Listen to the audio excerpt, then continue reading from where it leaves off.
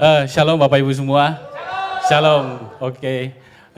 Perkenalkan nama saya Royanto Nainggolan. Saya bersama istri saya Marta Pasaribu.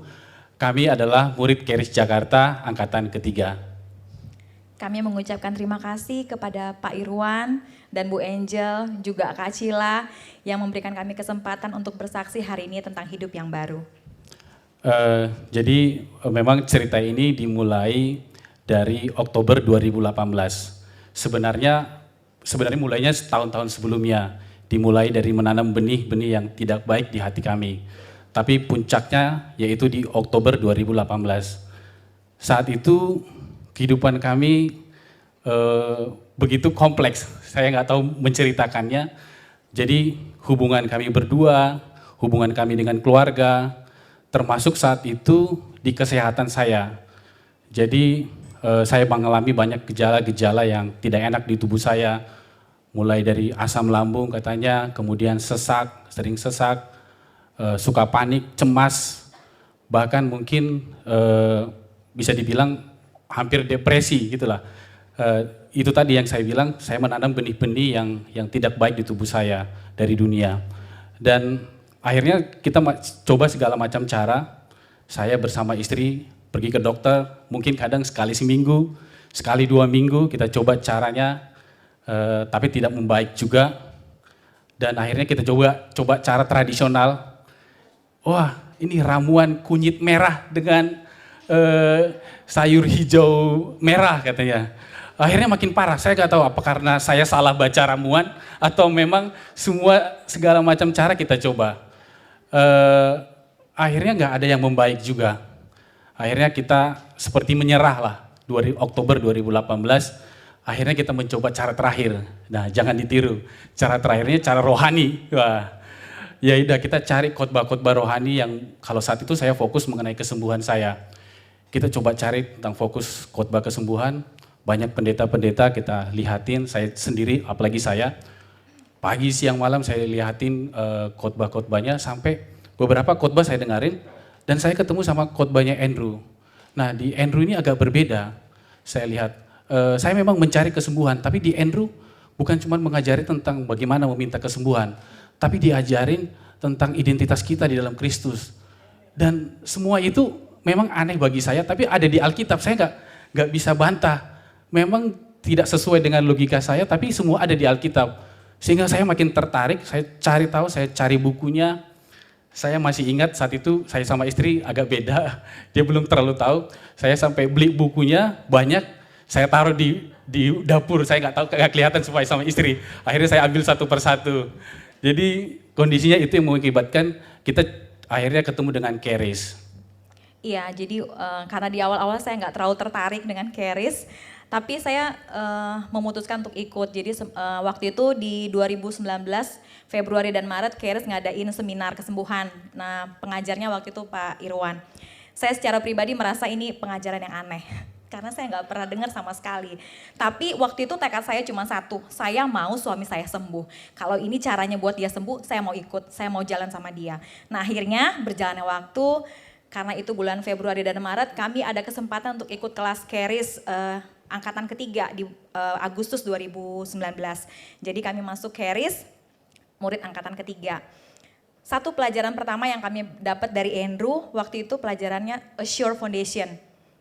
Ada dalam video Andrew bilang begini, saya heran kenapa orang bisa hidup tanpa firman Tuhan.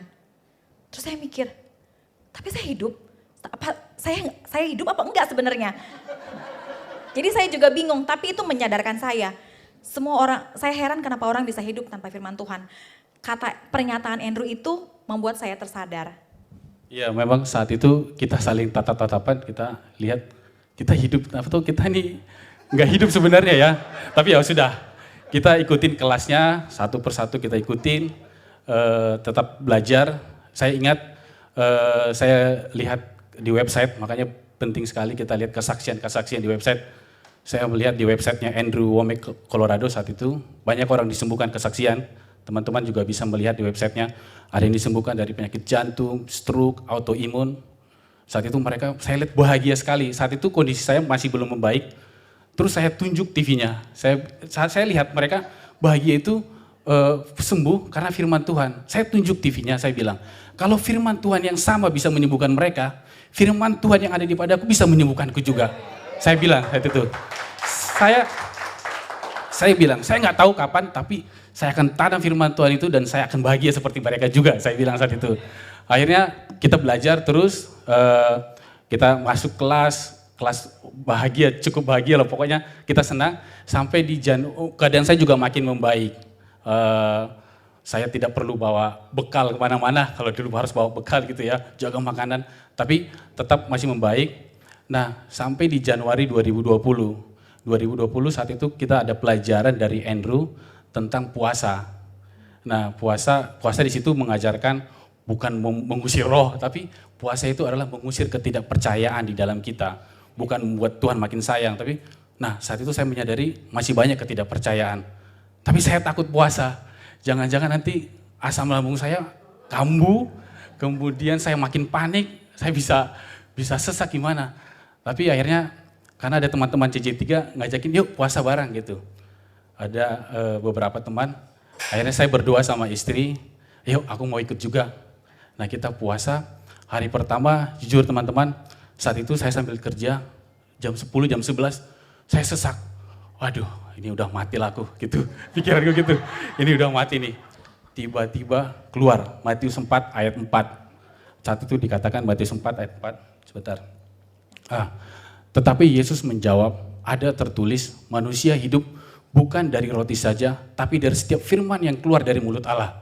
Itu menggema di hati saya, bahwa firman Yesus yang bilang di 1 Petrus 2 ayat 24, bahwa oleh bilur-bilurnya saya sudah sembuh. Sakit mah saya sudah tidak ada, sudah ditebus Tuhan Yesus. Panik cemas saya sudah sembuh, tidak ada lagi dalam tubuh saya. Saya bilang saat jam 11. Akhirnya 7 hari berlalu, saya bisa ikutin bersama teman-teman. Dan di hari terakhir saya bilang sama istri, yang aku udah sembuh total. Wah, luar biasa. Di situ saya nggak pernah bisa bayangkan saya bisa puasa 7 harinya nggak 7 hari full ya teman-teman. Jadi ada jedanya, ada makan sekali sehari. Jadi nggak. Tapi intinya dulu aja saya telat 5 menit panik. Jangan kan 5 menit 1 menit panik. Nah, ini nggak makan coba beberapa jam. Jadi itu luar biasanya keadaan membaik. Iya, nggak cuman kesembuhan suami saya juga yang kami terima. Karena sejak awal saya cuma butuh suami saya sembuh. Tapi ternyata Tuhan nggak cuma kasih itu buat kami. Tuhan tuh kasihnya nggak sedikit, Tuhan tuh kasih berlimpah. Jadi ternyata tanpa saya sadari ketika saya berumah tangga, saya mengalami krisis identitas. Saya merasa sebagai ibu rumah tangga itu sesuatu yang rendah. Jangan ditiru ya. Jadi saya ngerasa karena saya dulu bekerja terus tiba-tiba jadi ibu rumah tangga, saya merasa rendah diri. Ditambah saya melihat kehidupan media sosial teman-teman saya yang bekerja, semakin saya minder, saya nggak pede, nggak percaya diri. Tapi Tuhan kasih saya satu ayat Galatia 2 ayat 20. Aku telah disalibkan bersama Kristus, namun aku hidup. Tapi bukan aku lagi sendiri yang hidup, melainkan Kristus yang hidup di dalam aku. Jadi identitasku bukan tergantung apa yang aku lakukan, tapi Kristus ada di dalam aku. Dan itu merubah pola pikir aku. Jadi aku sekarang berdiri bukan dari berdasarkan apa yang aku lakukan, tapi aku tahu Kristus ada di dalam aku. Beberapa kali pengajaran pun di kelas, Pak Irwan sering juga ingetin, ibu rumah tangga itu bukan sesuatu yang remeh, itu sesuatu yang besar. Dan aku mulai melihat bagaimana aku belajar mendidik anak-anak kami, kebenaran-kebenaran firman Tuhan yang kami terima dari Keris, itu pertama kali akan kami bagikan kepada anak-anak kami, supaya mereka juga mengetahui kebenaran. Dan saya belajar bagaimana mendidik anak saya, hubungan kami pun menjadi lebih luar biasa dibanding awal-awal pernikahan kami. 7 tahun pertama rasanya kelam, sekarang itu warna-warni banget gitu. Dan firman Tuhan tuh luar biasa ya. Jadi kami tanam benih firman Tuhan dan waktu itu saya juga dapat Ulangan 32:30. Kalau satu orang bisa mengalahkan 1000, ternyata 2 orang bukan mengalahkan 2000, tapi 10.000. Jadi ketika kita sepakat sebagai suami istri dalam segala keputusan yang kita ambil, itu bukan menang 2000 aja, tapi kita dapat 10 kali lipat, 10.000. Dan kami terus belajar bersepakat dalam hubungan kami berdua. Gak hanya itu, Tuhan tambahkan lagi, Tuhan ubahkan kami pemahaman tentang di dalam karya penebusan itu, kita gak cuma sekedar ditebus dari dosa dan kesembuhan, tapi Tuhan bikin kita untuk berkelimpahan. Ia menjadi miskin supaya kita menjadi kaya. Nah itu menjadi hidup buat kami dan kami mengalami terobosan keuangan juga. Dan kalau awal saya merasa rendah diri sebagai ibu rumah tangga, Tuhan percayakan saya dan suami sekarang mengelola sebuah perusahaan. Dan itu semua pekerjaan Tuhan yang luar biasa gitu. Bermula dari menanam benih firman Tuhan dan percaya. Dan mulailah kehidupan kami yang baru itu, yang tadinya kelam menjadi warna-warni itu mulai di tahun 2020 semakin naik dan kami percaya kehidupan kami ke depan pun akan semakin bertumbuh di dalam Tuhan. Amin, amin. Jadi tempat terbaik saat ini yang kami tahu bagaimana menanam firman Tuhan, bagaimana menjaganya adalah Keris di Jakarta ini. Ini adalah tempat terbaik yang saat ini kita tahu bagaimana menanam benih firman Tuhan tersebut. Baik teman-teman yang mau memutuskan ikut sekolah ataupun yang mau lanjut ke level berikutnya, tempat ini banyak mengajari kita. Kemudian ditambah mentor-mentornya bukan cuma memberikan ilmu, tapi mereka mempraktekkan apa yang mereka pelajarin. Dan selain itu ada satu cerita sedikit lagi tentang di Keris ini tuh komunitasnya luar biasa. Saya ketemu komunitas yang benar-benar membuat saya semangat sekali. Saya ingat kejadian awal-awal sekolah gitu, saya kerja ke daerah Kerawang, saya pulang gitu, pulang dari mau masuk ke tol. Nah saat itu hari Jumat mau weekend. Nah di situ di tol itu ada arahnya ke kanan ke Bandung, ke kiri ke Jakarta. Dulu kita sama istri itu lama tinggal di Bandung dan beberapa kali kita bilang, pengen pulang lagi ke Bandung. Suasananya di sana itu kan lebih enak, dingin, tenang. Apalagi ini mau weekend, kayaknya enak ke Bandung. Tapi saat itu saya lihat Bandung, itu hari Jumat besoknya kelas. Bandung kok kayak hitam putih. Saya lihat ke Jakarta warna-warni. Besok saya mau kelas. Besok saya mau ketemu teman, besok saya mau dengerin video, besok mau dengerin lesson review Pak Irwan.